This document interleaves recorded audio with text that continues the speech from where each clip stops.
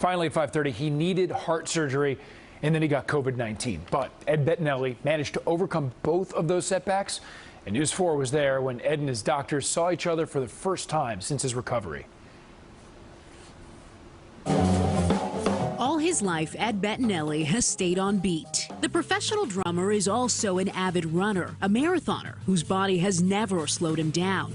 Until out on a run, he felt symptoms he couldn't ignore. Tightness in my chest on a morning's run, shortness of breath, and which is very unlike me. His doctors were alarmed too. They found several blocked arteries and placed a stent in March, but plans for necessary heart bypass surgery were put on hold indefinitely due to the pandemic. Mr. Bettinelli's case was unusual, and of course the timing couldn't have been worse.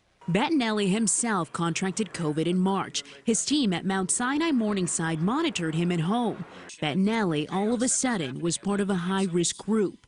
He recovered, but suffered a major personal loss. I mean, I lost my dad, which was crushing. In June, when elective surgeries finally got the okay, Bettinelli was the first patient at the hospital to undergo heart surgery.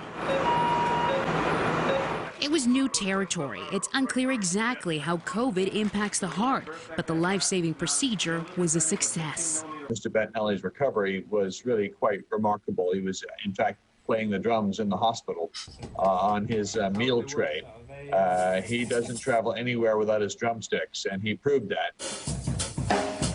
Today, Bettinelli says he's back to feeling like himself. I am delighted with how well you're doing. Still shaking my thumb thing. And back to doing what he loves. His message to others: know your body and your responsibility. We have to take this serious. We are so fatigued with this, but it doesn't make it go away because we are fatigued.